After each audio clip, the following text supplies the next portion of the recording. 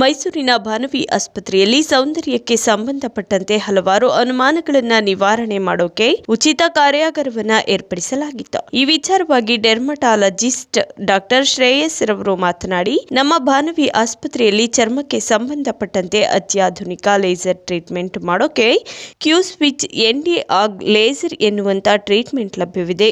ಇದನ್ನ ಬೇರೆಡೆಯಿಂದ ರಫ್ತು ಮಾಡಲಾಗಿದೆ. ಇದರಲ್ಲಿ ಯಾವುದೇ ಸೈಡ್ ಎಫೆಕ್ಟ್ಸ್ ಇಲ್ಲ. ಈಗಾಗಲೇ ಹಲವಾರು ಪೇಷಂಟ್ಸ್ ಗಳಿಗೆ ಲೇಸರ್ ಟ್ರೀಟ್ಮೆಂಟ್ ಮಾಡಿ ಅದ್ಭುತ ಫಲಿತಾಂಶ ಲಭ್ಯವಾಗಿದೆ ಎಂದು ತಿಳಿಸಿದ್ದಾರೆ. ಇನ್ನು ಈ ಉಚಿತ ಕಾರ್ಯಾಗಾರದಲ್ಲಿ ಚರ್ಮ ಹೊಳಪು ಹಾಗೂ ಚರ್ಮದ ಗ್ಲೋ ಬರೋದಕ್ಕೆ ಆಯ್ದ ಪೇಷಂಟ್ಗಳನ್ನು ಕರೆಸಿ ಉಚಿತವಾಗಿ ಸಮಸ್ಯೆ ಬಗೆಹರಿಸಲಾಗುತ್ತಿದೆ ಎಂದು ತಿಳಿಸಿದ್ದಾರೆ. Consultant dermatologist and trichologist Bhanavi hospital Mysuru. ನಮ್ಮ ಒಂದು ಭಾನವಿ ಆಸ್ಪತ್ರೆಯಲ್ಲಿ ಅತ್ಯಾಧುನಿಕ ಟ್ರೀಟ್ಮೆಂಟ್ ಫೆಸಿಲಿಟೀಸ್ ಇದೆ. ಅಂತಂದರೆ ಮೋಸ್ಟ್ ಕಾಮನ್ಲಿ ಇತ್ತೀಚೆಗೆ ನಮ್ಮ ಡರ್ಮೆಟಾಲಜಿಲಿ ತುಂಬ ಫೇಮಸ್ ಆಗಿರುವಂಥದ್ದು ಲೇಸರ್ ಟ್ರೀಟ್ಮೆಂಟ್ಗಳು. ಈ ಒಂದು ಲೇಸರ್ ಟ್ರೀಟ್ಮೆಂಟ್ಗಳಲ್ಲಿ Q switch ND-AUG laser, advanced Q switch ND-AUG laser, ಅದನ್ನ ನಾವು ಐರಿಸ್ ಅನ್ನೋ ಹೆಸರಿಂದ ನಾವು ಅದನ್ನ ಕರಿತೀವಿ. ಹಾಗೆ ಅದನ್ನು ನಾವು ಇಂಪೋರ್ಟ್ ಕೂಡ ಮಾಡ್ಕೊಂಡಿದ್ದೀವಿ. ಈ ಒಂದು ಕ್ಯೂಸ್ವಿಚ್ ND-AUG ಲೇಸರ್ ಅನ್ನೋದು ಯಾವುದೇ ಪಿಗ್ಮೆಂಟ್ರಿ ಡಿಸಾರ್ಡರ್ಸ್ ಚರ್ಮಕ್ಕೆ ಅಥವಾ ಗ್ಲೋ ಟ್ರೀಟ್ಮೆಂಟ್ಗಳು ಅಥವಾ ಡಿಟ್ಯಾನಿಂಗ್ ಟ್ರೀಟ್ಮೆಂಟ್ಗಳು, ಇಂಥ ಒಂದು ಟ್ರೀಟ್ಮೆಂಟ್ಗಳಿಗೆ ಅಥವಾ ಸೌಂದರ್ಯವರ್ಧಕ ಚಿಕಿತ್ಸೆಗಳಿಗೆ ಬಹಳ ಉಪಯೋಗ ಆಗುವಂಥದ್ದು. ಸಾಕಷ್ಟು ಆಲ್ರೆಡಿ ನಾವೀಗ ಸುಮಾರು 600ರಿಂದ 800 ಪೇಷಂಟ್ಸ್ಗಳಲ್ಲಿ ಈಗ ಆಲ್ರೆಡಿ ಈ ಒಂದು ಕ್ಯೂಸ್ವಿಚ್ ND-AUG ಲೇಸರ್ ಅನ್ನೋದನ್ನ ನಾವು ಮಾಡಿ ಆಗಿದೆ. ಮತ್ತು ಭಾಳಷ್ಟು ಒಳ್ಳೆ ರಿಸಲ್ಟ್ಸ್ ಕೂಡ ಬಂದಿದೆ ಮತ್ತು ತುಂಬ ಕಂಪ್ಲೀಟ್ಲಿ ಸೇಫ್. ಯಾಕೆ ಅಂತಂದರೆ ಇದು ಬರೀ ಚರ್ಮ ರೋಗಕ್ಕೆ ಮಾತ್ರ, ಅಂದರೆ ಚರ್ಮಕ್ಕೆ ಮಾತ್ರ ಸೀಮಿತ ಆಗಿರುವಂಥದ್ದು. ಯಾವುದೇ ಬೇರೆ ಅಂಗಾಂಗಗಳಿಗೆ ಅಥವಾ ಕಣ್ಣಿಗಾಗಲಿ ಅಥವಾ ಬೇರೆ ಒಳಗಿನ ಅಂಗಾಂಗಗಳಿಗಾಗಲಿ ಯಾವುದೇ ಹಾನಿ ಮಾಡುವಂಥದ್ದು ಅಲ್ಲ. ಹೀಗೆಯೇ ಇನ್ನೊಂದು ಲೇಸರ್ ನಮ್ಮಲ್ಲಿ ಪರ್ಮನೆಂಟ್ ಲೇಸರ್ ಹೇರ್ ರಿಡಕ್ಷನ್, ಈ ಒಂದು ಮೆಷಿನ್ನು ಕೂಡ ನಾವು ಇಂಪೋರ್ಟ್ ಮಾಡ್ಕೊಂಡಿದ್ದೀವಿ. ಈ ಪರ್ಮನೆಂಟ್ ಲೇಸರ್ ಹೇರ್ ರಿಡಕ್ಷನ್ ಅನ್ನೋದನ್ನ ಯಾವ ಹೆಣ್ಮಕ್ಳಿಗೆ ಅಥವಾ ಇತ್ತೀಚೆಗೆ ಗಂಡು ಮಕ್ಕಳಲ್ಲಿ ಕೂಡ ದೇಹದಲ್ಲಿ ಜಾಸ್ತಿ ಕೂದಲು ಬೆಳವಣಿಗೆ ಆಗಿರೋದನ್ನು ಕಡಿಮೆ ಮಾಡಲಿಕ್ಕೋಸ್ಕರ, ಪರ್ಮನೆಂಟಾಗಿ ರೆಡ್ಯೂಸ್ ಮಾಡಲಿಕ್ಕೋಸ್ಕರ ಈ ಒಂದು ಲೇಸರ್ ಹೇರ್ ರಿಡಕ್ಷನ್ ಅನ್ನೋ ಒಂದು ಮೆಷಿನನ್ನು ನಾವು ಮಾಡ್ತಾಯಿದ್ದೀವಿ. ಇಲ್ಲೂ ಕೂಡ ನಾವು ಸುಮಾರು 300ರಿಂದ 500 ಪೇಷಂಟ್ಸ್ ಈಗ ಆಲ್ರೆಡಿ ನಾವು ಮಾಡಿ ಆಗಿದೆ. ಮತ್ತು ಅವರು ಬಹಳಷ್ಟು ಸ್ಯಾಟಿಸ್ಫ್ಯಾಕ್ಷನ್ ಕೂಡ ಪೇಷಂಟ್ಸ್ಗೆ ಇದೆ. ಹಾಗೆಯೇ ಇದಲ್ಲದೆ ಲೇಸರ್ಸ್ ಅಲ್ಲದೆ ನಾವು ಡರ್ಮೆಟೋ ಸರ್ಜರಿ ಅಂತಂದರೆ ಚರ್ಮ ರೋಗಕ್ಕೆ ಇರುವಂಥ ಶಸ್ತ್ರಚಿಕಿತ್ಸೆಗಳು, ಇವುಗಳನ್ನು ಕೂಡ ನಾವು ಭಾನವಿ ಆಸ್ಪತ್ರೆಯಲ್ಲಿ ಮಾಡ್ತಾಯಿದ್ದೀವಿ. ಹಾಗೆಯೇ ಅಡ್ವಾನ್ಸ್ಡ್ ನಾನ್ ಲೇಸರ್ ಕಾಸ್ಮೆಟಾಲಜಿ ಟ್ರೀಟ್ಮೆಂಟ್ಸ್ಗಳು ಅಂತಂದರೆ ಲೇಸರ್ ಉಪಯೋಗಿಸದೆ ಮಾಡುವಂಥ ಒಂದು ಸೌಂದರ್ಯವರ್ಧಕ ಚಿಕಿತ್ಸೆಗಳನ್ನು ಕೂಡ ನಾವು ಇಲ್ಲಿ ಭಾನವಿ ಆಸ್ಪತ್ರೆಯಲ್ಲಿ ದಿನನಿತ್ಯ ನಾವು ಮಾಡ್ತಾಯಿದ್ದೀವಿ. ಹಾಗೆಯೇ ಈ ಒಂದು ಲೇಸರ್ ಮತ್ತು ಈ ಒಂದು ಸೌಂದರ್ಯವರ್ಧಕ ಚಿಕಿತ್ಸೆಗಳನ್ನ ನಾವು ವರ್ಕ್ಶಾಪ್ ಮೂಲಕನೂ ಕಂಡಕ್ಟ್ ಮಾಡ್ತಾಯಿದ್ದೀವಿ. ಸೊ ಈ ವರ್ಕ್ಶಾಪಲ್ಲಿ ಕೂಡ ನಾವು ಸಾಕಷ್ಟು ಪೇಷಂಟ್ಸ್ಗೆ ಫ್ರೀಯಾಗಿ ನಾವು ಟ್ರೀಟ್ಮೆಂಟ್ಸು ಕೊಡುವಂಥ ಸೌಲಭ್ಯ ನಾವು ಮಾಡ್ಕೊಂಡಿದ್ವಿ. ಹಾಗೆಯೇ ಒಂದು ವರ್ಕ್ಶಾಪ್ ಕೂಡ ನಾವು ಮಾಡಿದ್ವಿ. ಅದನ್ನು ನಾವು ಮೈಕ್ರೋ ನೀಡ್ಲಿಂಗ್ ಸ್ಕಿನ್ ಬ್ರೈಟ್ನಿಂಗ್ ಸಿಸ್ಟಮನ್ನು ವರ್ಕ್ಶಾಪ್ ಮೂಲಕ ನಾವು ಸ್ಕಿನ್ ಬ್ರೈಟ್ನಿಂಗ್ ಅಥವಾ ಲೈಟ್ನಿಂಗ್ಗೋಸ್ಕರ ನಾವು ವರ್ಕ್ಶಾಪ್ನ ಕಂಡಕ್ಟ್ ಮಾಡಿ ಅಲ್ಲಿ ಆಯ್ದ ಪೇಷಂಟ್ಸ್ಗಳಿಗೆ ನಾವು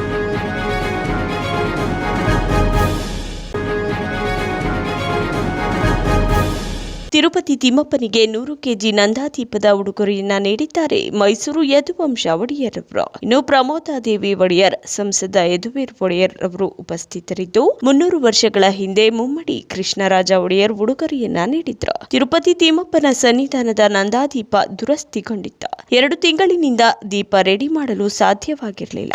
ದೀಪದ ದುಸ್ಥಿತಿಯನ್ನ ಕಂಡು ಹೊಸ ದೀಪಗಳನ್ನ ನೀಡಿದ್ದಾರೆ ರಾಜಮಾತೆ. ಇನ್ನು TTD ಆಡಳಿತ ಮಂಡಳಿಗೆ ದೀಪಗಳನ್ನ ರವಾನಿಸಲಾಗಿದೆ. ಗರ್ಭಗುಡಿಯಲ್ಲಿ ಹಿಂದೆ ಮೈಸೂರು ಸಂಸ್ಥಾನದ ಅರಸರಾದ ಸುಮಾರು 300 ವರ್ಷಗಳ ಹಿಂದೆ ಮುಮ್ಮಡಿ ಕೃಷ್ಣರಾಜ ಒಡೆಯರ್ 3ನೇ ಪ್ರಾಂತದ ಮಹಾರಾಜರು ಈ ಒಂದು ನಂದಾದೀಪಗಳನ್ನು ಗರ್ಭಗುಡಿಯಲ್ಲಿ ಆಗಿನ ಕಾಲದಲ್ಲಿ ಸಮರ್ಪಣೆ ಮಾಡಿದರು. ಕಳೆದ 2 ವರ್ಷಗಳಿಂದ ಆ ದೀಪಗಳು ದುರಸ್ತಿಗೊಂಡಿವೆ ಅಂತ ದೇವಾಲಯದ ಅರ್ಚಕರು ನಮ್ಮ ಗಮನಕ್ಕೆ ತಂದಾಗ ನಾವು ಗೌರವಾನ್ವಿತ ರಾಜಮಾತೆಯವರು ಪಲ್ಲವೋತ್ಸವ ಅಂತ ಕಾರ್ಯಕ್ರಮಕ್ಕೆ ಬಂದಾಗ ಅವರ ಗಮನಕ್ಕೆ ತಂದೆವು. ಆಗಿನಿಂದ ಬಹಳ ಶ್ರದ್ಧಾಭಕ್ತಿಯಿಂದ ನಾವು ಸರ್ಕಾರದ ಪರವಾಗಿ ಕೊಡಬೇಕು, ಮಹಾ ಸಂಸ್ಥಾನದ ಪರವಾಗಿ ಕೊಡಬೇಕು ಎಂಬ ಚರ್ಚೆ ನಡೆದು ನಮ್ಮ ಮಾನ್ಯ ಆಯುಕ್ತರಾದ ಡಾಕ್ಟರ್ ವೆಂಕಟೇಶ್ ಅವರ ಒಂದು ಸಭೆಯಲ್ಲಿ ಗೌರವಾನ್ವಿತ ರಾಜಮಾತೆಯವರು ಮೈಸೂರು ಸಂಸ್ಥಾನದಿಂದ ಕೊಡಲು ಒಪ್ಪಿಗೆಯನ್ನು ಸೂಚಿಸಿ ಕಳೆದ 6 ತಿಂಗಳಿಂದ ಸತತವಾಗಿ ಅವರೇ ಸ್ವತಃ ಪರಿಶೀಲನೆ ಮಾಡಿ ಅಕ್ಕಸಾಲಿಗರ ಹತ್ರ ಸಂಪರ್ಕ ನಡೆಸಿ ಬಹಳ ಅದ್ಭುತವಾದ ದೀಪಗಳನ್ನು ಇಂದು ತಂದು ಸಮರ್ಪಣೆ ಮಾಡ್ತಾ ಇದ್ದಾರೆ.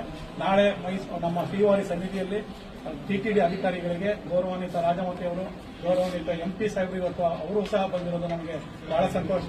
ಮೊದಲಾಗಿ ಅವರಿಗೂ ಸಹ ನಮ್ಮ ರಾಜ್ಯದ ಮೈಸೂರು ರಾಜ್ಯದ ಮಹಾರಾಜರು ಹಾಗೂ ಲೋಕಸಭಾ ಸದಸ್ಯರಿಗೂ ಸಹ ಸ್ವಾಗತವನ್ನು ಕೊಡ್ತೇವೆ. ನಮ್ಮ ಡಾಕ್ಟರ್ ವೆಂಕಟೇಶ್ ಮಾನ್ಯ ಆಯುಕ್ತರು ಒಂದೆರಡು ಮಾತುಗಳನ್ನು ಆಡುತ್ತಾ ಮತ್ತೆ ಗೌರವಾನ್ವಿತ ರಾಜಮಾತೆಯವರ ಹಿತನುಡಿಗಳನ್ನು ಕೇಳಬೇಕಾಗಿ ಸವಿನಯ ಪ್ರಾರ್ಥನೆ. ಓಂ ನಮೋ ವೆಂಕಟೇಶ್ವರ.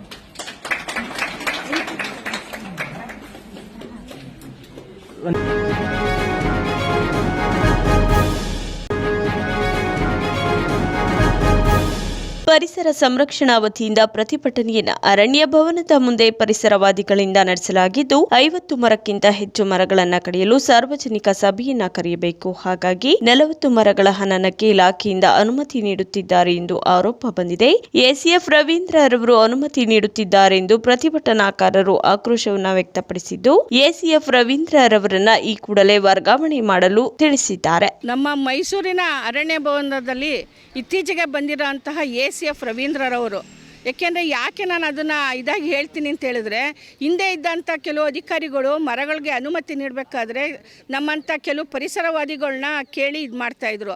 ಆದರೆ ಇವರು ಎಸಿಎಫ್ ರವೀಂದ್ರ ಅವರು ಮೈಸೂರಿಗೆ ಬಂದು 6 ತಿಂಗಳಲ್ಲಿ ಲೆಕ್ಕ ಇಲ್ಲದಷ್ಟು ಸಾವಿರಾರು ಮರಗಳಿಗೆ ಅನುಮತಿಗಳನ್ನ ನೀಡಿದ್ದಾರೆ. ನನ್ನ ಕಣ್ಣಿಗೆ ಕಂಡಂಗೆ 600 ಮರಗಳಿಗೆ ಅನುಮತಿ ನೀಡಿದ್ದಾರೆ. ಇತ್ತೀಚಿನ ಮಾಧ್ಯಮದಲ್ಲಿ ನೋಡಿದ್ವಿ 40 ಮರ ಏಕಾಏಕಿ ರಾತ್ರೋನ್ರಾತ್ರಿ ಕಡಿದ್ರು. ರಾತ್ರೋನ್ರಾತ್ರಿ ಕಡಿತಾರಂದರೆ ಅದು ಕಳ್ತಾರೆ. ಯಾಕೆಂದರೆ ಆ ಮರಗಳನ್ನ ಹಿಂದೆ ನಾವು ತಡೆದಿದ್ವಿ ಕಡಿಯೋದು ಬೇಡ ಅಂತೇಳಿ. ಯಾಕೆಂದರೆ ಒಂದು 10 ಕಿಲೋಮೀಟ್ರ್ ಆ ಥರ ರಸ್ತೆ ಅಭಿವೃದ್ಧಿ ಮಾಡೋದಾದರೆ ಮರ ತೊಂದರೆ ಇದ್ದರೆ ತೆಗಿಲಿಬೇಕಾದ್ರೆ ಮತ್ತು ತಗುರು ಪಕ್ಕದಲ್ಲೇ ನೆಡೋದಕ್ಕೆ ಅನುಮತಿ ಕೊಡಲಿ ಅವರು. ಆ ರೀತಿ ಮಾಡದೆ ಅಲ್ಲಿ ಚೆನ್ನಾಗಿರೋಂಥ ರಸ್ತೆಯಲ್ಲಿ, ವಾಹನ ಜಾಸ್ತಿ ಇಲ್ಲದಿರೋಂಥ ರಸ್ತೆಯಲ್ಲಿ ಮರಗಳನ್ನ ಹನನ ಮಾಡಿದ್ದಾರೆ. ಅದಲ್ಲದೆ ದಟ್ಕಳ್ಳಿಲಿ 195 ಮರಗಳಿಗೆ ಅನುಮತಿ ಕೇಳಿದ್ದಾರೆ ಹೈ ಟೆನ್ಷನ್ ವೈರ್ ಹಾಕೋದಕ್ಕೆ ಅಂತೇಳಿ. ಅದಕ್ಕೂ ಕೂಡ ಇವರು ಅನುಮತಿಗಳನ್ನ ಕೊಟ್ಟಿದ್ದಾರೆ. ನಾವು ಕೇಳಕ್ಕೆ ಹೋದರೆ ನಿಮಗೆ ವಿದ್ಯುತ್ ಶಕ್ತಿ ಬೇಡವಾ ಅಂತಾರೆ. ಬೇಡ, ನಾವು ಕತ್ಲಲ್ಲೇ ಬದುಕ್ತೀವಿ ಸ್ವಾಮಿ, ಮರಗಳನ್ನ ಹನನ ಮಾಡಿ ಪರಿಸರ ನಾಶ ಮಾಡಿ ಬದುಕೋಂಥ ಪರಿಸ್ಥಿತಿ ಬೇಡ. ಈಗಾಗಲೇ ನಾವು ಯಾಕೆ ಏರಿಳಿತ ಹೆಚ್ಚಾಗಿದೆ ಈಗೆಲ್ಲ ನೋಡ್ತಾ ಇದ್ದಾರೆ. ಆದ್ರೂ ಇವರು ಮರಗಳಿಗೆ ಅನುಮತಿ ಕೊಡಲಿ, ತೊಂದರೆ ಇರೋ ಅಂಥದ್ದು ಕೊಡಲಿ, ನಾನು ಬೇಡ ಅಂತ ಹೇಳ್ತಿಲ್ಲ. ಆದರೆ ಸುಮ್ಮನೆ ಬೇಕಾಬಿಟ್ಟು ಮರಗಳನ್ನ ಕಡಿತಾ ಇದ್ರೆ ಇವರು ಎಲ್ಲೋ ಹೋಗಿ ಮರ ನೆಟ್ಟರೆ ನಾವು ಗಾಳಿ ಕುಡಿಯೋದಕ್ಕೆ ಅಲ್ಲಿ ಹೋಗೋದಕ್ಕಾಗುತ್ತಾ? ಹಾಗಾಗಿ ಯಾಕೆ ಈ ರೀತಿ ಮಾಡ್ತಿದ್ದಾರೆ? ಇಷ್ಟು ದಿನ ಇಷ್ಟು ಹೋರಾಟ ಮಾಡಿದ್ರೂ ನಮಗೆ ನ್ಯಾಯ ಸಿಗ್ತಾ ಇಲ್ಲ. ಆದ್ರೂ ಎಲ್ಲ ಕಡೆ ಅಲ್ಲಿ 40 ಮರ ಕಡಿದಲ್ದೆ ಉತ್ನಳ್ಳಿ ಹತ್ರ 25 ಕಡಿತಾ ಇದ್ದಾರೆ, ಇಲ್ಲೊಂದಷ್ಟು ಕಡಿತಾ ಇದ್ದಾರೆ ಅಂತ ನಮಗೆ ಮಾಧ್ಯಮದ ಮುಖಾಂತರ ಕೆಲವು ಸಾರ್ವಜನಿಕರ ಮುಖಾಂತರ ನಮಗೆ ತಿಳಿದು ಬಂದಾಗ, ಇಲ್ಲಿ ಪ್ರಶ್ನೆ ಮಾಡಿದಾಗ ನಾವು ಕೆಲವು ಮಾಹಿತಿಗಳನ್ನ ತಗೊಂಡಾಗ ಸುಮಾರು ನನ್ನ ಕಣ್ಣಿಗೆ ಒಂದು 600 ಮರ ವಿಜಯನಗರ 4ನೇ ಹಂತದಲ್ಲೂ ಅಷ್ಟೇ DCF ಅವರ ಅನುಮತಿ ಆಗಿಲ್ಲ. ACF 2 ಮರನ ದುಡ್ಡು ತಗೊಂಡು ಕಟ್ ಮಾಡಿಸಿದ್ದಾರೆ. ಇವ್ರಿಗೆ ಮನುಷ್ಯತ್ವ ಇಲ್ವಾ ಸ್ವಲ್ಪನೂ? ರವೀಂದ್ರ ಅವ್ರನ್ನ ಕೂಡಲೇ ಇದಕ್ಕೆ ಸಂಬಂಧಪಟ್ಟ ಮೇಲಧಿಕಾರಿಗಳು ವರ್ಗಾವಣೆನಾದರೂ ಮಾಡಿ, ಇಲ್ಲ ಡಿಸ್ಮಿಸ್ ಆದರೂ ಮಾಡಲಿ. ನಮ್ಮ ಮೈಸೂರಿನಲ್ಲಿ ಇರ್ಕೂಡ್ದು. ಯಾಕೆಂದರೆ ನಾವು ವಯಸ್ಸಾದಂಥ ಎಷ್ಟೋ ಜನ ಪರಿಸರವಾದಿಗಳು ಹಿಂದೆಯಿಂದ ಉಳಿಸ್ಕೊಂಡು ಬಂದಿರೋ ಅಂಥ ಮರಗಳನ್ನ ಈ ಮನುಷ್ಯ ಬಂದು ಏಕಾಏಕಿ ಯಾರ ಒಂದು ಪರ್ಮಿಷನ್ ಕೇಳಿದೆ. ಯಾಕೆಂದರೆ 50 ಮರಕ್ಕೆ ಆದರೆ ಪಬ್ಲಿಕ್ ಹಿಯರಿಂಗ್ ಕರೀತಾರೆ, ಅದಕ್ಕೆ 40 ಮರ ಕೊಟ್ಟು ಈ ರೀತಿ ಮರಗಳನ್ನ ಕಟ್ ಮಾಡಿಸ್ತಾ ಇದ್ದಾರೆ. ಹಾಗಾಗಿ ಕೂಡಲೇ ಈ ಮೈಸೂರಲ್ಲಿ ಮರಗಳ ಹನನ ನಿಲ್ಲಬೇಕು. ಮರ ಕಟ್ ಮಾಡಿದ್ರೆ ಅದೇ ಸ್ಥಳದಲ್ಲಿ ಮರಗಳನ್ನ ನೆಡಬೇಕು, ಇಲ್ಲಾಂದರೆ ನಾವು ಉಗ್ರವಾದ ಹೋರಾಟ ಮಾಡ್ತೀವಿ ಅಂತ ಈ ಸಂದರ್ಭದಲ್ಲಿ ಹೇಳಕ್ಕೆ ಇಷ್ಟಪಡ್ತೀನಿ. ಮತ್ತು ನಾವು ಈಗಾಗಲೇ ಶಾಶ್ವತಿ ಮಿಶ್ರಾ ಅಂತ ಮೇಡಮ್ ಇದ್ದರು, ಅವಾಗ 2009ರಲ್ಲಿ ನಿಂತಿದ್ದು 3 ಅಥಾರಿಟಿ ಅಂತೇಳಿ. ಇದರಲ್ಲಿ ಮೇಯರು ಮತ್ತು ಕಾರ್ಪೊರೇಷನ್ ಕಮಿಷನರು, DC ಎಲ್ಲರೂ ಸೇರಿ ಒಂದು 7 ಜನ ಸಾರ್ವಜನಿಕರನ್ನ ಸೇರಿ ಒಂದು ಟ್ರೀ ಅಥಾರಿಟಿ ಅಂತ ಮಾಡ್ತಾರೆ. ಆದರೆ ಇಲ್ಲಿ ನೋಡಿದ್ರೆ ಅದನ್ನು ಮಾಡ್ತಾನೆ ಇಲ್ಲ ಇವರೇ. ಯಾಕೆಂದರೆ ಇವರೇ ಎಲ್ಲ ಸೇರಿ ಇವರೇ ಒಳಗಿಂದೊಳಗೆ ರಾಜಕಾರಣಿಗಳು, ಮುಖ್ಯ ಕಾರಣ ರಾಜಕಾರಣಿಗಳು. ಈ ರಾಜಕಾರಣಿಗಳಿಗೆ ನಾವು ಮತ ಹಾಕಿ ಗಳಿಸೋದು ಏನಕ್ಕೆ? ಸಾರ್ವಜನಿಕ ಒಳ್ಳೇದು ಮಾಡಿ ಅಂತೇಳಿ. ಆದರೆ ಇವ್ರೇನು ಮಾಡ್ತಾ ಇದ್ದಾರೆ, ನಮ್ಮನ್ನು ಬದಿಗಿಟ್ಟು ಇವ್ರಿಗೆ ಹೆಂಗೆ ಬೇಕು ಇಷ್ಟ ಬಂದಂಗೆ ಮಾಡ್ತಾ ಇದ್ದಾರೆ. ಹಾಗಾಗಿ ರಾಜಕಾರಣಿಗಳು ಅಷ್ಟೇ, ನಿಮಗೆ ಪರಿಸರ ಬೇಡವಾ? ನೀವು ಲೂಟಿ ಹೊಡೆದಿರೋ ಹಣದಲ್ಲಿ ಸಿಲಿ ಬದುಕ್ತಾ ಇರ್ತೀರಾ. ಆದರೆ ನಾವು ಮಧ್ಯಮ ವರ್ಗದವ್ರು ಹೇಗೆ ಬದುಕಬೇಕು? ನೀವು ಏನು ಬೇಕಾದ್ರೂ ಮಾಡ್ಕೊಳ್ಳಿ, ಪರಿಸರ ಉಳಿಸ್ಕೊಂಡು ನೀವು ಮಾಡಿ, ಪರಿಸರ ಹಾಳು ಮಾಡಬೇಡಿ. ಮುಂದಿನ ಪೀಳಿಗೆಗೆ ಪರಿಸರ ಉಳಿಸಿ ಅಂತ ರಾಜಕಾರಣಿಗಳಿಗೂ ಅಧಿಕಾರಿಗಳಿಗೂ ನಾನು ಹೇಳೋದಕ್ಕೆ ಇಷ್ಟಪಡ್ತೀನಿ. ಇವತ್ತು ವೃಕ್ಷ ಸಂರಕ್ಷಣಾ ಕಾಯ್ದೆ ಮೈಸೂರಿನಲ್ಲಿ ಸತ್ತೋಗಿದೆ ಅಂತ ಹೇಳೋದಕ್ಕೆ ಇಷ್ಟಪಡ್ತೀನಿ. ಇವತ್ತು ಮೈಸೂರಿನಲ್ಲಿರ್ತಕ್ಕಂಥ ಆಡಳಿತ ವರ್ಗ ಹಾಗೂ ಅಧಿಕಾರಿಗಳು ಸ್ವೇಚ್ಛಾಚಾರವಾಗಿ ಕೆಲಸವನ್ನು ಮಾಡ್ಕೊಂಡು ಹೋಗ್ತಾ ಇದ್ದಾರೆ. ಇವತ್ತು ಏನಾಗಿದೆ ಅಂತಂದರೆ, ನಾನು ಅವತ್ತು ಮರಗಳು ಕಡ್ದಂಥ ಸಂದರ್ಭದಲ್ಲಿ DCF ಬಸವರಾಜ್ ಅವ್ರಿಗೆ ಫೋನ್ ಮಾಡಿದೆ. ಆತ ಎಷ್ಟು ಅಂತಂದರೆ ಅವರೆಲ್ಲ ಮೇಲ್ಗಡೆ ಇದ್ದಾರೆ. ಎಲ್ಲಿ ಮೇಲ್ಗಡೆ ಇದ್ದಾರೆ ಅಂತಂದರೆ ಸಾರ್ವಜನಿಕರು ಅವ್ರನ್ನ ಮುಟ್ಟಂಗಿಲ್ಲ. ಪ್ರೊಫೆಸರ್ ನಂಜುಂಡಸ್ವಾಮಿ ಅವರು ಹೇಳ್ತಾರೆ, DC ಮೈಸೂರಿನ ಜಿಲ್ಲಾಧಿಕಾರಿ ಆ ಜಿಲ್ಲೆಯ ಮೊದಲನೇ ಕೂಲಿ ಅಂತ, ಈತ 2ನೇ ಕೂಲಿ. ಈತ ಕೂಲಿ ಕೆಲಸ ಮಾಡೋಕ್ಕೆ ಬಂದಿರೋದು. ಕರೆ ಮಾಡಿದಾಗ ಸ್ವೀಕಾರ ಮಾಡಬೇಕು. ಕೂಲಿ ಕೆಲಸ ಮಾಡ್ದಲ್ಲೇ ಇನ್ನೇನು ರಾಜವೈಭವ ಅನುಭವಿಸೋದಕ್ಕೆ ಬಂದಿದ್ದಾರೆ. ಟೆಕ್ಸ್ಟ್ ಮೆಸೇಜ್ ಹಾಕ್ತಾರೆ. ಮೈಸೂರು ಮಹಾನಗರ ಪಾಲಿಕೆ ನಮ್ಗೆ ಅನುಮತಿ ಕೇಳಿದ್ರು, ನಾವು ಕೊಟ್ವಿ ಅಂತ. ಆಯ್ತಪ್ಪ ರಾಜ, ದೊಡ್ಡ ಮನುಷ್ಯ, ಮೈಸೂರು ಮಹಾನಗರ ಪಾಲಿಕೆ ಅದು ಅನುಮತಿ ಕೇಳಿದ್ರು, ರಾತ್ರೋರಾತ್ರಿ ಕಳ್ಳರಂಗೇನು ಕಳ್ತನ ಮಾಡಿದ್ರಿ ನೀವು ಮರಗಳನ್ನ? ಕಳ್ಳರು ತಾನೇ ನೀವು, ದರೋಡೆಗೋಡ್ರು ತಾನೇ ನೀವು. ಇದೇ 2010 ಇಸ್ವಿನಲ್ಲಿ ಮೈಸೂರಿನ ಪೊಲೀಸ್ ಭವನದಲ್ಲಿ 400 ಮರಗಳನ್ನ ಕಡಿಬೇಕು ಅಂದ್ಬಿಟ್ಟು ಅಂತ ನೋಟಿಫಿಕೇಷನ್ ಮಾಡ್ತಾರೆ. ಸಾರ್ವಜನಿಕರ ಸಭೆ ಕರೀತಾರೆ. ಈ ಮರಗಳನ್ನ ಕಡಿಬೇಕು, ಸಾರ್ವಜನಿಕ ಸಭೆ ಕರೆದಿಲ್ಲ ಇವರು, ಏಕಾಏಕಿ ಕಡಿಯುವಂಥ ಕೆಲಸಗಳನ್ನ ಮಾಡ್ತಾರೆ. ಕನಿಷ್ಠ ಪಕ್ಷ 10 ಮರದ ಮೇಲೆ ಕಡಿಬೇಕು ಅಂದರೆ ಸಾರ್ವಜನಿಕ ಸಂಪರ್ಕ ಸಭೆ ಕರಿಬೇಕು, ಅಲ್ಲಿರ್ತಕ್ಕಂಥ ಚಳುವಳಿಗಾರ ಸಭೆ ಕರಿಬೇಕು. 400 ಮರವನ್ನು ನಾವು ಉಳಿಸುವಂಥ ಕೆಲಸಗಳನ್ನ ಮಾಡಿ 2010 ಇಸ್ವಿನಲ್ಲಿ ಅಲ್ಲಿ ಇವರು ಪೊಲೀಸ್ ಇಲಾಖೆ, ಟ್ರಾಫಿಕ್ ಇಲಾಖೆಯಿಂದ ಒಂದು PPT ಮಾಡ್ಕೊಂಬರ್ತಾರೆ, 50 ಆಕ್ಸಿಡೆಂಟ್ ಆಗಿದೆ ಅಂತ. ಆ 50 ಆಕ್ಸಿಡೆಂಟ್ ಟೈಮಿಂಗ್ಸ್ ಕೇಳಿದ್ರೆ ಬೆಳಗ್ಗೆ 6:30, ಅವ್ನು ಕುಡ್ದಿದ್ನೋ ಇಲ್ಲ ಸ್ನಾನ ಮಾಡಿರಲಿಲ್ವೋ ಇಲ್ಲ ಮನೇಲಿ ಗಲಾಟೆ ಮಾಡ್ಕೊಂಬಂದಿದ್ನೋ ಆಕ್ಸಿಡೆಂಟ್ ಆಗಿರೋದು. 10 ಗಂಟೆ ಮೇಲೆ ಟ್ರಾಫಿಕಲ್ಲಿದ್ದಾಗ ಆಕ್ಸಿಡೆಂಟ್ ಆಗಿಲ್ಲ. ಎಲ್ಲ ಹುನ್ನಾರಗಳು ಏನಕ್ಕೆ ಮಾಡ್ತಾರೆ ಅಂತಂದರೆ ಇವ್ರಿಗೆ ಕ್ಲೀನ್ ಆಗಿಬಿಡ್ಬೇಕು, ಕಾಂಕ್ರೀಟ್ ನಾಡಾಗ್ಬಿಡ್ಬೇಕು. ಇವತ್ತು ಕೂಡ ಪೊಲೀಸ್ ಭವನದ ಮುಂಭಾಗ ನಾಲ್ವಡಿ ಕೃಷ್ಣರಾಜ ಒಡೆಯರ್ ಕಾಲದಲ್ಲಿ ನೆಡ್ದಂಥ ಮರ ತಂಡಿ ಸಡಕ್ಕಿಂದ ಹೋಯಿತು ಅಂದರೆ ಅಲ್ಲಿ ಮರಗಳು ಎಷ್ಟು ಚೆನ್ನಾಗಿದೆ. ಒಂದು ಅಪಘಾತ ಆಗಿಲ್ಲ. ಎರಡು ಟ್ರ್ಯಾಕ್ಗಳಲ್ಲಿ ಸೈಕಲ್ ಟ್ರ್ಯಾಕ್ ಬಿಟ್ಟಿದ್ದಾರೆ, ವಾಹನ ಓಡಾಡ್ಬೋದು. ಇನ್ನೂ ಮೀರೋದಕ್ಕೆ ಇನ್ನೂ ಫ್ಯೂಚರಲ್ಲಿ ಅದನ್ನು ಒನ್ ವೇ ಮಾಡಿ ಮರಗಳು ಉಳಿಸ್ಕೋಬೇಕು ಅಂದರೆ ಏನು ಬೇಕಾದ್ರೂ ಮಾಡ್ಬೋದು. ಅಲ್ಲಿರ್ತಕ್ಕಂಥ SP ಆಫೀಸ್ ಹತ್ರ ಮರಗಳು ಕಡ್ದಿದಾರಲ್ಲ, ಯಾವುದೇ ವಾಹನ ದಟ್ಟಣೆ ಇಲ್ಲ, ಏನೂ ಇಲ್ಲ. ಬೇಡದೇ ಇರೋವಂಥ MLA ಹೇಳ್ಬಿಟ್ನಂತೆ ಇವನು ದೊಡ್ಡ ಗಂಡಸು ಅಂತ ಹೋಗ್ಬಿಟ್ಟು ಕಡಿಸ್ಬಿಟ್ನಂತೆ. ಅವ್ರು ಇರೋರೆಲ್ಲ ದೊಡ್ಡ ಗಂಡಸರಂತೆ, ಬೇರೆಯವ್ರು ಯಾರು ಗಂಡಸರು ಅಲ್ವಾ ಇಲ್ಲಿ ಮೈಸೂರಲ್ಲಿ? ಇವಾಗೇನು ಮಾನ ನರ್ಸತ್ವಾಗಿದೆ ಇವ್ರಿಗೆ? ಪಬ್ಲಿಕ್ ಡೊಮೈನಲ್ಲಿ ಒಂದು ಮೀಟಿಂಗ್ ಕರಿಬೇಕು ಅಂತ ಜ್ಞಾನ ಇಲ್ಲ ಇವ್ರಿಗೆ. ಬರೀ ಟೆಕ್ಸ್ಟ್ ಮೆಸೇಜ್ ಹಾಕೊಂಡು ಕೂತ್ಕೋತಾರ. ಕೂಲಿ ಕೆಲಸ ಮಾಡೋಕ್ಕೆ ಬಂದಿದ್ದಾರೆ, ಕೂಲಿ ಕೆಲಸ ಮಾಡ್ಕೊಂಡು ಹೋಗಿ. ನಿಮಗೆ ಬೆವ್ರು ಬಂದಿರೋ ಮನುಷ್ಯನ ನೋವು ಗೊತ್ತಿಲ್ಲ, ನಿಮಗೆ ಮರಗಳ ನೋವು ಗೊತ್ತಿಲ್ಲ. ಇಲ್ಲಿ ಹಾಕಿದ್ದಾರೆ ದೊಡ್ಡದಾಗಿ, ಹೇ ಮನುಕುಲ ಜಗವೆಲ್ಲ ನಿನಗಲ್ಲ, ವನ್ಯ ಸಂಕುಲದಿಂದಿರಲಿ ಜಗವೆಲ್ಲ. ಇವೆಲ್ಲ ತೋರ್ಪಡಿಕೆಗ ನಾಚಿಕೆ ಆಗಲ್ಲ ನಿಮಗೆ? ನಾಚಿಕೆ ಆಗಲ್ವೇನ್ರಿ ನಿಮಗೆ? ಈ ಥರ ಸ್ಲೋಗನ್ಸ್ಗಳನ್ನೆಲ್ಲ ಹಾಕೊಂಬಿಟ್ಟು ನೀವು ದೊಡ್ಡ ಇದ್ರ ಥರ AC ರೂಮಲ್ಲಿ ಕೂತ್ಕೊಂಬಿಟ್ಟು ನೀವು ವಿಜೃಂಭಣೆಯಿಂದ ರಾಜಭಾರ ಮಾಡೋಕ್ಕೆ ಬಂದಿದ್ದೀರಾ ನೀವು. ಅದ್ಯಾರ ACF ರವೀಂದ್ರ ಹೇಳ್ತಾನಂತೆ, ಅದೇನು ಮಾಡ್ಕೊತೀರಾ ಏನು ಮಾಡೋದ ಮಾಡಿ ತೋರಿಸ್ತೀವಿ ನಿನಗೆ ಏನು ಮಾಡಬೇಕು ಅಂದ್ಬಿಟ್ಟು ಅಂತ. ಗೊತ್ತಿದೆಯಾ? ಇದು ಮೈಸೂರು, ಇದು ಸಾಂಸ್ಕೃತಿಕ ನಗರಿ. ಸ್ವಲ್ಪ ಗೌರವವಾಗಿರೋದನ್ನ ಕಲ್ತ್ಕೋ. ಏಕವಚನದಲ್ಲಿ ಮಾತಾಡೋದು ಏನು ಮಾಡ್ತೀರಾ ಅಂತ ನೋಡಿ ಅನ್ನೋದು ನಮಗೂ ಗೊತ್ತಿದೆ. ಹಿಂದೆ ಬಿತ್ತು ಅಂತಂದರೆ ಬಟ್ಟೆ ಕಳ್ಸಾಗೋ ತನಕ ಬಿಡೋದಿಲ್ಲ ನಾವು. ಈ ಮೂಲಕ ಎಚ್ಚರಿಕೆಯನ್ನು ಕೊಡ್ತಾ ಇದ್ದೀನಿ, ಸಾರ್ವಜನಿಕವಾಗಿ ಕರೆಕ್ಟಾಗಿ ಮಾತಾಡಬೇಕು ಅಂತ. ಮರಗಳು ಕಡಿಬೇಕು ಅಂದರೆ ಸಾರ್ವಜನಿಕ ಸಂಪರ್ಕ ಸಭೆ ಕರಿಬೇಕು, ಅದಾದ್ಮೇಲೆ ಕಡಿಬೇಕು ಅಂತ ಈ ಮೂಲಕ ನಾನು ಅರಣ್ಯ ಇಲಾಖೆಗೆ ಎಚ್ಚರಿಕೆಯನ್ನು ಕೊಡ್ತಾ ಇದ್ದೀನಿ.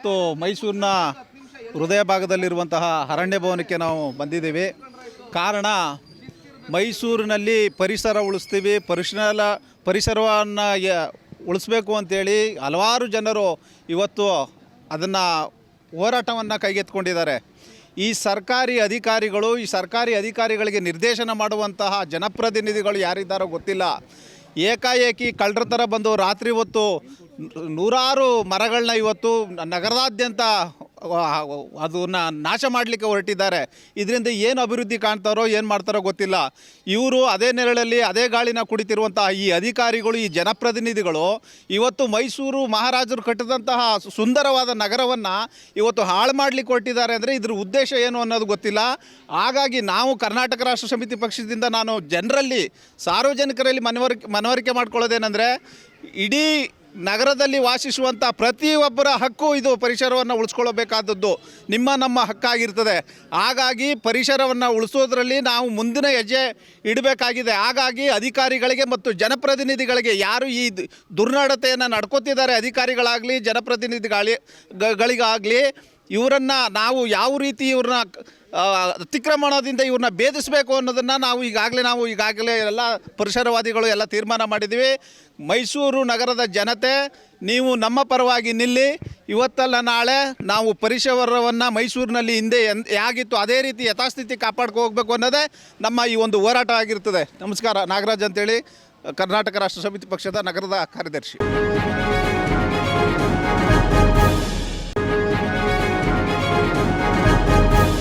ಗುಂಡ್ಲುಪೇಟೆ ತಾಲೂಕಿನ ಡಾಕ್ಟರ್ BR ಅಂಬೇಡ್ಕರ್ ಜಯಂತಿ ಆಚರಣಾ ಸಮಿತಿ ವತಿಯಿಂದ ಭೀಮೋತ್ಸವ ಕಾರ್ಯಕ್ರಮದ ಕರಪತ್ರ ಮತ್ತು ಪೋಸ್ಟರ್ ಬಿಡುಗಡೆ ಕಾರ್ಯವನ್ನ ಪಟ್ಟಣದ ಅಂಬೇಡ್ಕರ್ ಭವನದಲ್ಲಿ ಶಾಸಕ HM ಗಣೇಶ್ ಪ್ರಸಾದ್, ಮಾಜಿ ಶಾಸಕ CS ನಿರಂಜನ್ ಕುಮಾರ್ ಜೊತೆಗೂಡಿ ನೂರಾರು ಜನರ ಸಮ್ಮುಖದಲ್ಲಿ ಕರಪತ್ರ ಪೋಸ್ಟರ್ಗಳನ್ನು ಲೋಕಾರ್ಪಣೆ ಮಾಡಲಾಗಿದೆ. ನಂತರ ಮಾತನಾಡಿದ ಡಾಕ್ಟರ್ ನವೀನ್ ಮೌರ್ಯ, ಅಂಬೇಡ್ಕರ್ ಅವರು ಒಂದು ವರ್ಗಕ್ಕೆ ಸೀಮಿತವಲ್ಲ, ಸರ್ವರಿಗೂ ಸಮಪಾಲು ಸಮಬಾಳನ್ನ ನೀಡಿದ್ದಾರೆ. ಜಾತ್ಯತೀತ ಪಕ್ಷಾತೀತವಾಗಿ ಸರ್ವ ಜನರನ್ನು ಸೇರಿಸಿ ಆಚರಣೆ ಮಾಡುತ್ತಿರುವುದು ಸಂತಸದ ವಿಚಾರ. ಹೆಚ್ಚು ಸಂಖ್ಯೆಯಲ್ಲಿ ಭಾಗವಹಿಸಬೇಕೆಂದು ಮನವಿಯನ್ನ ಮಾಡಿದ್ರು. ಇನ್ನು ಮಾಜಿ ಶಾಸಕ ನಿರಂಜನ್ ಕುಮಾರ್ 26ಕ್ಕೆ ನಡೆಯುವ ಭೀಮೋತ್ಸವ ಕಾರ್ಯಕ್ರಮದಲ್ಲಿ 30 ವರ್ಷಗಳ ನಂತರ ಆನೆ ಮೇಲೆ ಭೀಮನ ಮೆರವಣಿಗೆಯನ್ನ ಮಾಡುತ್ತಿರುವುದು ಸಂತಸದ ವಿಚಾರ. ಹೆಚ್ಚಿನ ಸಂಖ್ಯೆಯಲ್ಲಿ ಸಾರ್ವಜನಿಕರು ಭಾಗವಹಿಸಿ ಈ ಕಾರ್ಯಕ್ರಮದಲ್ಲಿ ಭಾಗಿಯಾಗಿ ಯಶಸ್ವಿಗೊಳಿಸುವಂತೆ ಮನವಿಯನ್ನ ಮಾಡಿದ್ರು. ಆತ್ಮೀಯ ಬಂಧುಗಳೇ, ಏನು ಗುಂಡ್ಲುಪೇಟೆ ತಾಲೂಕು ಮಟ್ಟದಲ್ಲಿ ವಿಶ್ವರತ್ನ ಪ್ರಜಾಪ್ರಭುತ್ವ ಪಿತಾಮಹ ಡಾಕ್ಟರ್ BR ಅಂಬೇಡ್ಕರ್ ಅವರ 134ನೇ ಜನ್ಮದಿನದ ಅಂಗವಾಗಿ ಗುಂಡ್ಲುಪೇಟೆ ತಾಲೂಕಿನಲ್ಲಿ ಮೇ 26ನೇ ತಾರೀಕು ಸೋಮವಾರ ಅದ್ದೂರಿ ಭೀಮೋತ್ಸವ ಕಾರ್ಯಕ್ರಮವನ್ನು ಹಮ್ಮಿಕೊಂಡಿದ್ದೀವಿ.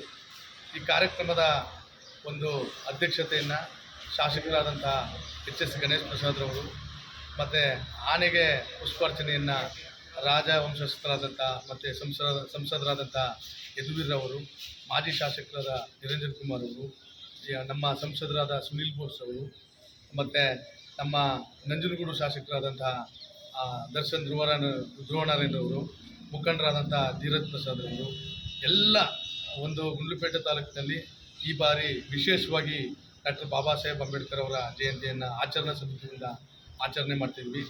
ಈ ಬಾರಿ ವಿಶೇಷ ಏನಂದರೆ ಆನೆಯ ಮೆರವಣಿಗೆ ಇರುತ್ತೆ, ಮತ್ತು ವಿವಿಧ ಕಲಾ ತಂಡಗಳ ಮೆರುಗು ಬಾಬಾ ಸಾಹೇಬ್ರ ಜಯಂತಿಗಿರುತ್ತೆ, ಮತ್ತು 100 ಪುಟಾಣಿ ಮಕ್ಕಳು ಬಾಬಾ ಸಾಹೇಬ್ ಅಂಬೇಡ್ಕರ್ ಅವರ ವೇಷಧಾರಿಯಾಗಿ ಕಾರ್ಯಕ್ರಮಕ್ಕೆ ಆಗಮಿಸ್ತಾರೆ. ಮತ್ತು ಸುಮಾರು 15ರಿಂದ 20 ಸಾವಿರ ಎಲ್ಲ ಸಮಾಜದ ಬಂಧುಗಳು, ಬಾಬಾ ಸಾಹೇಬ್ ಅವರ ಅನುಯಾಯಿಗಳು, ವಿವಿಧ ಸಂಘಟನೆಗಳ ಮುಖಂಡರುಗಳು ಈ ಕಾರ್ಯಕ್ರಮದಲ್ಲಿ ಭಾಗಿಯಾಗ್ತಾರೆ. ಇವತ್ತು ಡಾಕ್ಟರ್ ಬಾಬಾ ಸಾಹೇಬ್ ಅಂಬೇಡ್ಕರ್ ಜಯಂತಿಯ ಪೋಸ್ಟರ್ ಮತ್ತು ಕರಪತ್ರ ಮತ್ತು ಆಹ್ವಾನ ಪತ್ರಿಕೆಯ ಬಿಡುಗಡೆ ಕಾರ್ಯಕ್ರಮವನ್ನು ಮಾನ್ಯ ಶಾಸಕರಾದಂಥ ಗಣೇಶ್ ಪ್ರಸಾದ್ ಅವರು ಮತ್ತು ಮಾಜಿ ಶಾಸಕರಾದಂಥ CS ನಿರಂಜನ್ ಕುಮಾರ್ ಅವರ ನೇತೃತ್ವದಲ್ಲಿ ಅಂಬೇಡ್ಕರ್ ಭವನದಲ್ಲಿ ಹಮ್ಮಿಕೊಂಡಿದ್ವಿ. ಸುಮಾರು 500ಕ್ಕೂ ಹೆಚ್ಚು ಸಮುದಾಯದ ಎಲ್ಲ ಮುಖಂಡರುಗಳು ಈ ಕಾರ್ಯಕ್ರಮದಲ್ಲಿ ಸಾಕ್ಷೀಭೂತರಾಗಿದ್ದಾರೆ.